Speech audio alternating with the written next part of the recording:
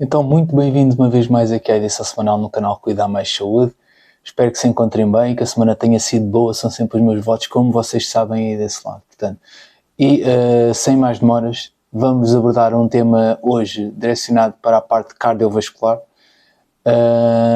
E esse tema, se é direcionado para a parte cardiovascular, será com certeza um tema que está cada vez mais em destaque no mundo, principalmente devido à mortalidade que provoca esta mesma doença que vamos abordar aqui hoje. Portanto, hoje vamos falar sobre o infarto agudo do miocárdio.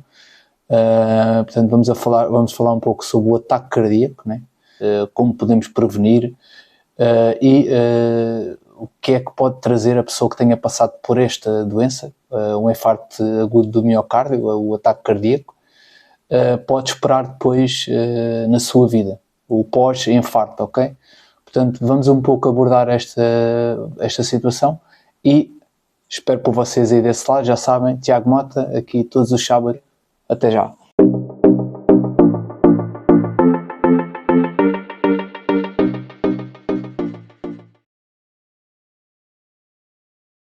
Então sejam muito bem-vindos uma vez mais aqui ao canal Cuidar Mais Saúde. Como eu disse há pouco, hoje vamos abordar aqui no nosso vídeo uma doença, uma patologia que está direcionada para aqui as doenças cardiovasculares e sabemos que as doenças cardiovasculares são um dos grandes flagelos que afetam as sociedades desenvolvidas, países desenvolvidos nos dias que correm. Mudámos aqui um pouco o paradigma, sendo que há uns séculos atrás, e não há muitos, a principal causa de mortalidade nas sociedades era principalmente as doenças infectocontagiosas, ok? Essas doenças infectocontagiosas eram bastante elevadas, porque também não tínhamos saneamento, não tínhamos os cuidados e a etiqueta higiênica que temos hoje, os conhecimentos que temos hoje, e também não tínhamos os elementos necessários, como por exemplo os antibióticos, para combater determinado tipo de bactérias. Embora estejamos aqui a perder um pouco a batalha no desenvolvimento de antibióticos e na resistência que as bactérias aqui vão ganhando também. Portanto, hoje mudamos um pouco o paradigma e a principal causa de mortalidade, principalmente nos países desenvolvidos, mas a nível mundial, é as doenças cardiovasculares. E essas doenças cardiovasculares estão direcionadas muito para os AVCs, que são os acidentes vasculares cerebrais do infarto agudo do miocárdio, o ataque cardíaco, e que é fruto também dos nossos estilos de vida. Portanto, hoje as pessoas têm um elevado grau de stress, a exigência no trabalho, não é que não houvesse exigência há uns anos atrás, é óbvio, sempre houve, mas hoje há uma competitividade muito maior com o mundo globalizado e as pessoas muitas vezes não têm as refeições às horas que deviam ter. Hoje vamos pelo excesso, ou seja, comemos demais até nos países desenvolvidos e comemos muita fast food, não é? A dita comida rápida, que muitas vezes é pobre na variedade de nutrientes que nos traz, e rica em gordura, com muito sal, com muitos hidratos de carbono. Portanto, acaba por haver aqui depois um efeito de bola de neve e que nos provoca algumas doenças crónicas que se instalam com o passar dos anos. A hipertensão, temos aqui a diabetes, temos aqui a obesidade, são três das problemáticas que hoje nos fazem também estar entre os países que mais morrem por doenças cardiovasculares. E aproveito para deixar aqui os links dos vídeos que tenho aqui no canal sobre a hipertensão, a diabetes e a obesidade. Deem lá um saltinho, pode ser que seja do vosso interesse. E o que acontece é que cada vez há uma mortalidade maior devido a este tipo de doenças. Principalmente aqui, focando-nos hoje no infarto agudo do miocárdio. Sabemos que em Portugal é a principal causa de morte, portanto, as doenças cardiovasculares, a principal causa de morte no nosso país, aqui em Portugal, e sabemos que as mortes em 2019, devido, por exemplo, a infarto agudo do miocárdio, rondaram os 3,8%, que corresponde a 4.275 pessoas que morreram devido a esta doença. Portanto, é um número bastante elevado, são pessoas que podiam estar a contribuir para a sociedade, para melhorar a nossa sociedade e que não vão cá estar devido a este tipo de patologia, ok? Portanto, todos os anos 10 mil portugueses têm um infarto agudo do miocárdio, portanto são números muito elevados que têm que ser trabalhados e melhorados. E a nível do Brasil, 230 mil brasileiros morreram por doenças cardiovasculares, que entre elas o infarto agudo do miocárdio, AVCs, portanto, em 2021. Sabemos que a maior parte destas vítimas estava na faixa etária mais ou menos entre os 70 e os 79 anos. Então, o que é isso, um infarto agudo do miocárdio? O infarto agudo do miocárdio, é o ataque cardíaco, não é mais do que há uma interrupção no fluxo sanguíneo, portanto, nas artérias. Nós, no nosso coração, temos as artérias coronárias, são as artérias, o nosso coração é um músculo, portanto, o miocárdio é um músculo que rodeia o coração, que faz com que o coração consiga ter contractabilidade, e esse mesmo músculo, como qualquer músculo no nosso corpo, tem que ter algum tipo de nutrientes, oxigênio, elementos para que as nossas células, neste caso as células cardíacas, possam fazer o seu trabalho, as suas normais funções, desempenhar as normais funções.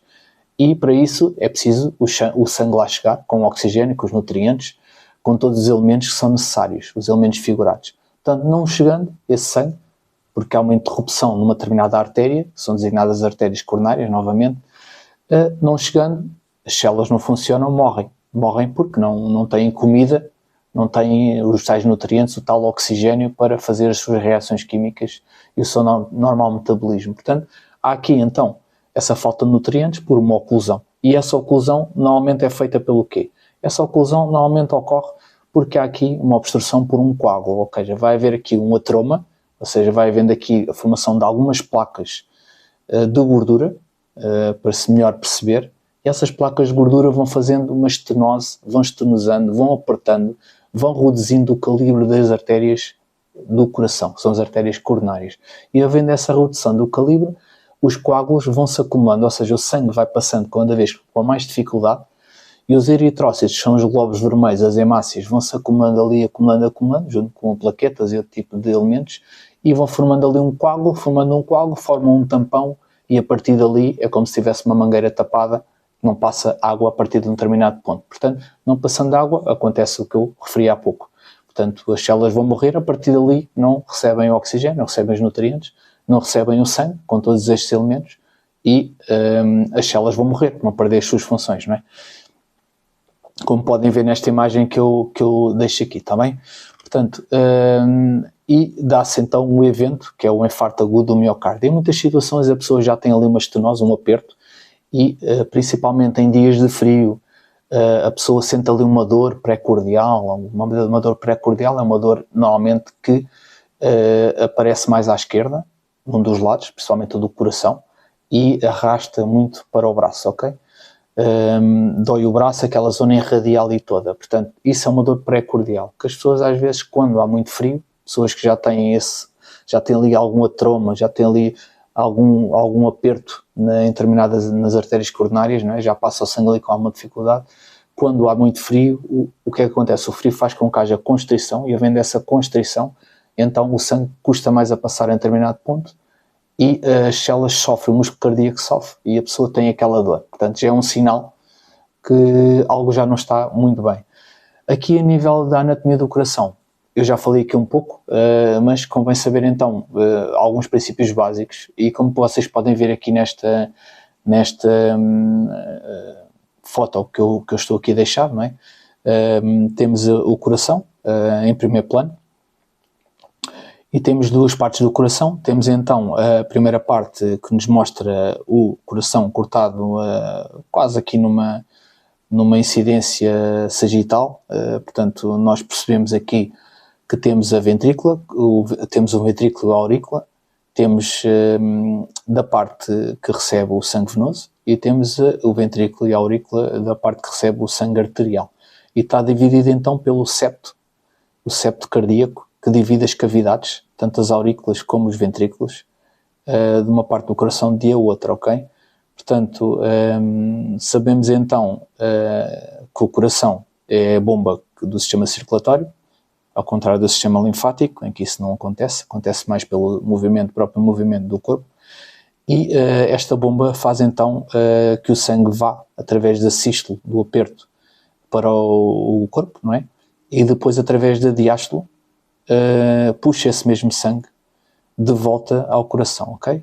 Podemos ver aqui as artérias, na imagem em que o coração está cortado, e as veias, as grandes veias, ok? E as grandes artérias. Não vou entrar aqui em pormenores. Pronto, e temos aqui ao lado o coração, na sua base, se é que se pode dizer assim, original, sem nenhum corte, e percebemos então o que nos interessa, que é realmente aqui as artérias coronárias e podemos também ver aqui umas veias por cima do coração. E é isto que nos interessa, portanto, nós temos aqui então estas artérias que ficam ocluídas, e ficando ocluídas passa-se o que eu acabei de referir há pouco, e não chega então o sangue com os nutrientes necessários para que as células do miocárdio, neste caso os músculos, funcionem, o músculo do miocárdio funciona nas devidas condições, e então há uma lesão, as células morrem e há uma parte do miocárdio, do músculo do miocárdio, que é afetado e vai perder até a sua contractibilidade, ficando então como uma cicatriz, e consoante o grau de cicatriz é compatível ou não com a vida, ok? Como podem ver nesta artéria que aqui está, nós temos então a acumulação dos coágulos do sangue, o sangue não passa porque a estenose é muito grande, este aperto, e estão a ver aqui em amarelo, podemos ver também em amarelo aqui a quantidade de gordura que se foi acumulando aqui ao longo do tempo, provocada por um processo de aterosclerose, não é? Este processo de aterosclerose, o que é que vai fazer? Vai fazer com que envolva aqui o estreitamento e uma rigidez das artérias, a artéria fica mais rija, mais estreita, e o sangue tem muito mais dificuldade em passar. E o que é que faz com que haja esta aterosclerose? A aterosclerose normalmente é provocada por níveis elevados de triglicéridos. Normalmente são aqueles docinhos, quando nós comemos os hidratos de carbono, e os hidratos de carbono não são consumidos pelo organismo, são transformados em triglicéridos, ok? Que às vezes é aquela barriguinha nos homens e principalmente as ancas nas mulheres. Portanto, a barriguinha nos homens muitas vezes é avaliado no centro de saúde até o perímetro abdominal para saber o grau de probabilidade que a pessoa pode vir a ter de infarto agudo do miocárdio, consoante o grau, neste caso o volume abdominal, e está muito relacionado aqui com os níveis elevados de triglicéridos e de colesterol LDL, que é basicamente a Low Density Lipoprotein, que é a lipoproteína de baixa densidade. Esta Low Density Lipoprotein, como eu falei também já num vídeo anterior que aqui deixei, e aproveito para deixar aqui o link, que é sobre as proteínas, mas falo aqui um bocadinho também sobre a LDL. O que acontece é que esta Low Density Lipoprotein, o que é que ela faz? Normalmente ela leva o colesterol, normalmente do fígado, para a circulação, portanto, e vai fazer com que haja níveis mais elevados de colesterol. Também provocam e ajudam a este estreitamento e esta rigidez das artérias. Portanto, reduzindo então aqui o fluxo de sangue a passar pela essa mesma artéria. Portanto, isto pode levar então a eventos como um infarto agudo do miocárdio. Fatores de risco, devem estar a perguntar aí quais são. Os fatores de risco, como hoje em dia a informação está também globalizada e há bastante informação sobre este tipo de situações, embora muitas vezes esteja um pouco dispersa e às vezes não seja fidedigna, mas passa muito por os hábitos tabágicos, passa muito por o colesterol elevado, como foi abordado agora, a diabetes, que são doenças crónicas, a hipertensão, o excesso de peso, o stress, o sedentarismo. Quanto mais idade a pessoa tem, mais probabilidades a pessoa tem de vir a ter um infarto agudo do miocárdio. Como é que se manifesta, no fundo, o infarto agudo do miocárdio? Portanto, normalmente o que está mais associado e o que as pessoas pensam imediatamente é aquela dor intensa no peito, dói muito o peito, a pessoa é uma dor insuportável no peito, e normalmente é o principal sinal em que as pessoas, por norma, na sociedade estão despertas, ok? Às vezes está mais relacionado aqui com fatores, muitas vezes, de stress, e um stress intenso, e muitas pessoas vão com falsas urgências, mas percebe-se, não é?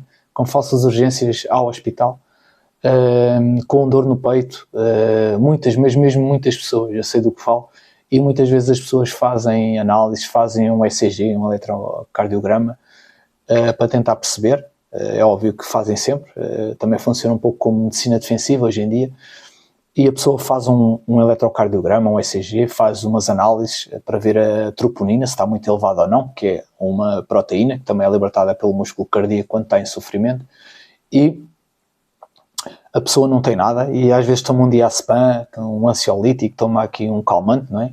E a pessoa fica bem, muitas vezes é o que se faz nas urgências, e a pessoa era apenas stress, um stress intenso, um ataque de pânico, e a pessoa é que um sintoma psicossomático, para verem como está ligada aqui as duas dimensões, a psicológica à física, e funciona muito nestes moldes, muitas vezes. Outras vezes é mesmo um infarto agudo no miocárdio. Portanto, se a pessoa tem aqui hábitos tabágicos muito acentuados, se tem aqui um stress também acumulado, se tem aqui diabetes, hipertensão, portanto tem aqui muitos fatores de risco para um infarto agudo do miocárdio. E se tem uma dor muito intensa no peito, claro que é de relevo a pessoa tentar perceber o que é que se passa, não deixem andar. Muitas vezes pode ser mesmo um infarto agudo do miocárdio, e é importante nós sempre não descurarmos este tipo de situação, seja o que for. Portanto, normalmente há outros sinais então. Este então é o que sobressai mais, que é a dor forte no peito, mas existem outros sinais. E os outros sinais são a dor abdominal, por exemplo. A pessoa pode ter falta de ar, pode ter a tal dor pré-cordial, também acompanhada. Muitas vezes essa dor arrasta para o braço. A pessoa até pode ter vômitos, náuseas, não é? Algumas tonturas, e pode aqui a dor abdominal também de referir, pode se estender ao maxilar muitas vezes, e pode se estender aqui às costas e até aos braços, ambos os braços. Portanto, é importante não descurar alguns sinais e sintomas. Portanto, normalmente os sintomas duram mais de 20 minutos e podem não ser contínuos, podem ser sintomas que vão e vêm, ser intermitentes, por assim dizer, e podem ocorrer de forma repentina ou sendo gradualmente acentuados ao longo de até vários minutos. Como é que se faz o diagnóstico deste infarto agudo do miocárdio? Eu já falei aqui de algumas formas de fazer esse diagnóstico. Normalmente fazemos aqui umas análises, um eletrocardiograma, umas análises sanguíneas, principalmente a troponina, para perceber como é que está. E se houver realmente aqui esta suspeita, o que a pessoa deve fazer sempre, caso haja a suspeita e a pessoa, é óbvio que seja em casa, deve ligar ao 112, se a pessoa já estiver no hospital e após fazer estas análises, se for confirmado, pode-se fazer depois outros exames, com um ecocardiograma, uma ecografia ao coração, para tentar perceber mais à frente. Normalmente, se confirmar logo, antes de fazer um ecocardiograma através do ECG e das análises, a pessoa normalmente é feita logo terapêutica, muitas vezes antitrombótica, outro tipo de anticoagulantes, outro tipo de medicação. Medicação que é direcionada muitas vezes para desfazer esses coágulos, e vasodilatadores também, para que o sangue seja reposto nessa mesma artéria, ok? Em casos mais extremos, é óbvio que temos aqui tratamentos, e esses tratamentos podem passar aqui, e são direcionados quando não se conseguem resolver através da aplicação, por exemplo, da nitroglicerina, que são aqui vasodilatadores, e através, por exemplo, aqui de outros fármacos.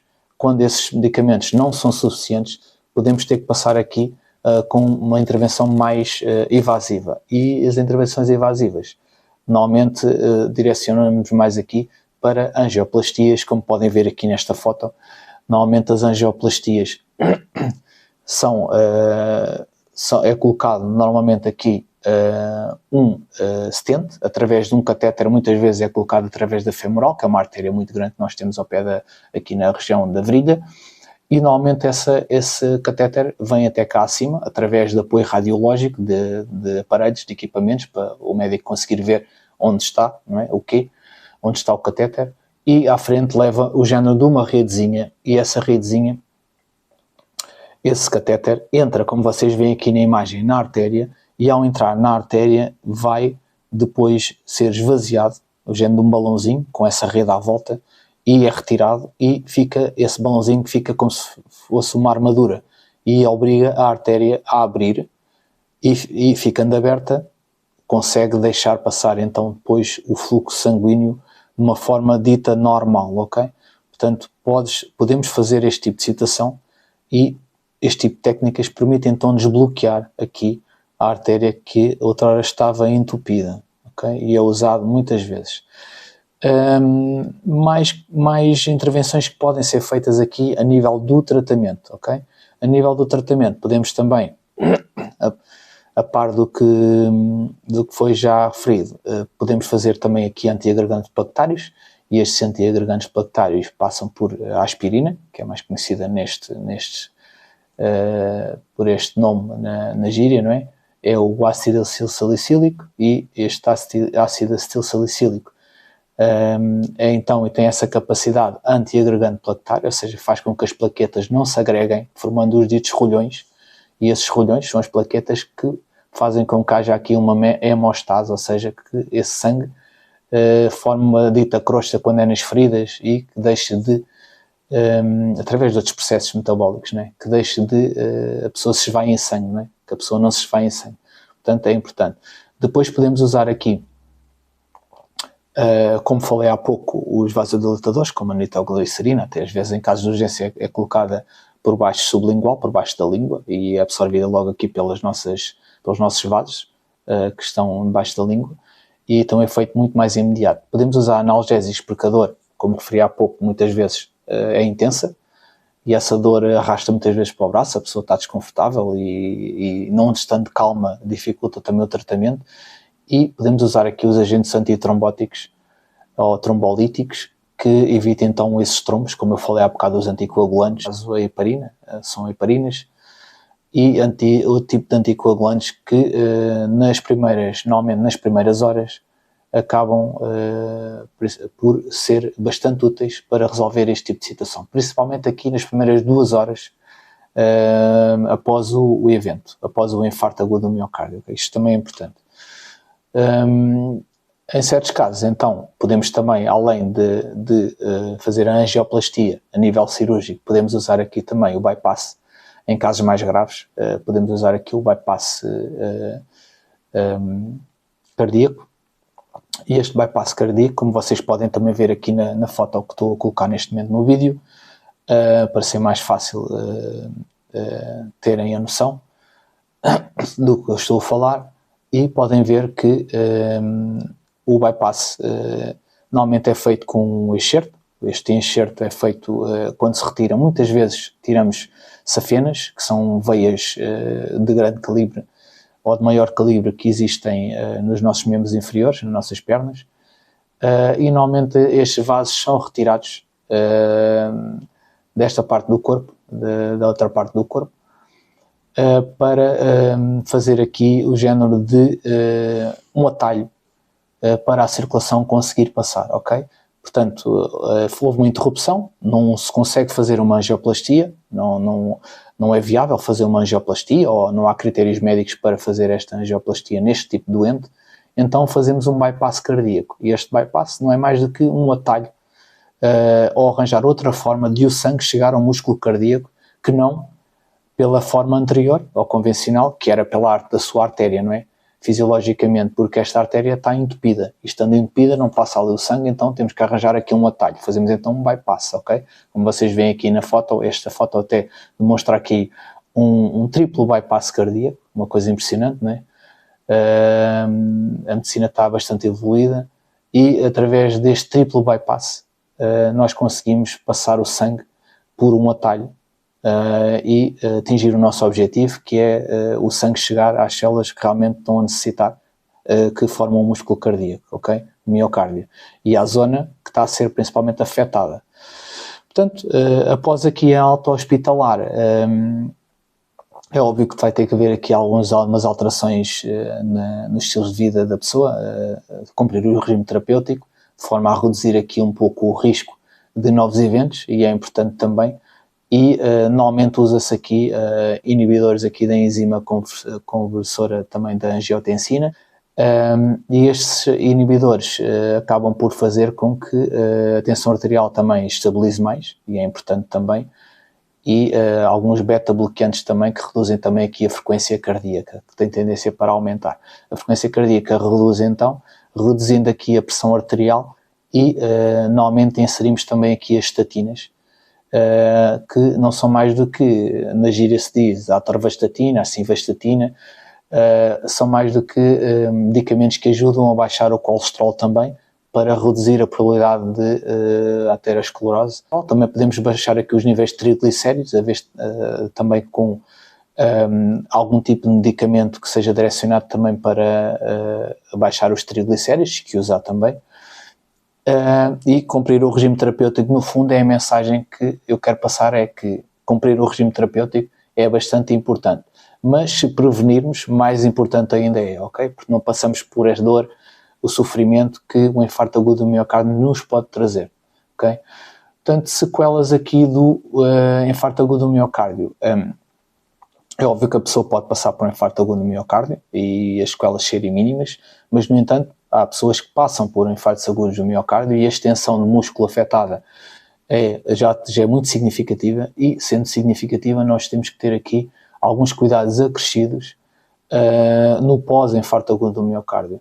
Portanto, e esse coração que sofreu esse infarto pode vir aqui a ficar com algum tipo de incapacidade ou diminuição das suas funções que outrora eram normais, não é? E o que é que pode levar a essa diminuição? Pode levar aqui a uma insuficiência cardíaca, ok? Não sabem o que é uma insuficiência cardíaca? Pronto, eu vou referir aqui num modo muito genérico. No entanto, aproveito para deixar aqui também um vídeo que fiz já sobre a insuficiência cardíaca, que vos pode ajudar de algum modo, de um modo mais específico em relação a esta patologia em si, da insuficiência cardíaca, embora esta insuficiência cardíaca, embora, como também refiro, passa a redundância no link que aqui deixo do vídeo, é provocada por um infarto agudo do miocárdio. Portanto, a insuficiência cardíaca não é mais do que algum constrangimento que o coração tem em conseguir fazer as suas normais funções. E o constrangimento, neste caso, é realmente ficar uma parte do miocárdio, que é o músculo do coração, como falei anteriormente, afetada e perdendo a sua contractibilidade, que era a capacidade que as células do músculo do coração tinham, as células cardíacas, que são as células do músculo que compõem o músculo miocárdio do coração. Essas células têm que ter contractibilidade, têm que ter capacidade de contração, e se houver ali morte dessas células, há uma parte do músculo que perde essa contractibilidade e fica como uma cicatriz dura, não é? Perde a capacidade, a eficácia que tinha outrora, que não tem agora, ok? E essa perda de capacidade vai afetar e vai ter repercussões no dia-a-dia do doente, consoante a sua extensão.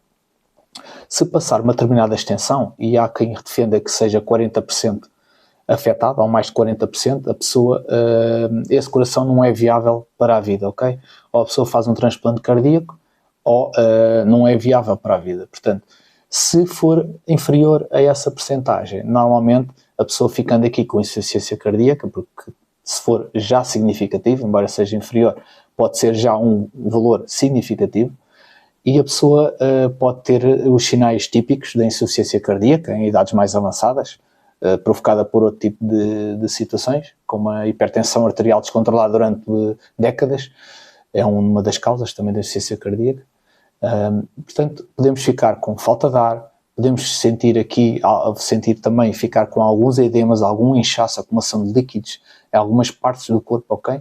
Ter aqui pouca tolerância a esforços, portanto a pessoa cansa-se facilmente com pequenos esforços, muitas vezes, e por vezes ter aqui alguma dor pré-cordial, alguma angina de peito, uma dor nesta zona do coração, por momentos, e pode levar esta situação a reinternamentos. A pessoa pode ir mais vezes ao hospital e haver necessidade de ficar internada por descompensações mais frequentes, e fazer terapêutica direcionada, que muitas vezes não pode ser feita em casa, tem que ter uma vigilância muito mais assídua, e tem que ser terapêutica que tenha que se fazer intravenosa, endovenosa, de forma na veia, de forma a que o seu efeito seja muito mais eficaz do que oralmente, não é?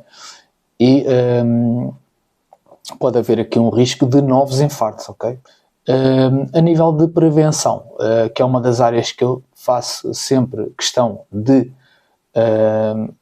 destacar aqui nos vídeos do canal, a prevenção é sempre possível reduzir então aqui o risco de ocorrência de um infarto agudo do miocárdio. Portanto, e esse risco vem ou advém dessa mesma acumulação ali de placas de gordura e depois o qual que vai fazer o tal tamponamento, a tal obstrução do normal trajeto do sangue naquele sítio, não é? E, portanto, há aqui formas ao longo dos anos da nossa vivência, da nossa vida, de tentarmos evitar que haja essa acumulação de gorduras e a posteriori esse mesmo infarto.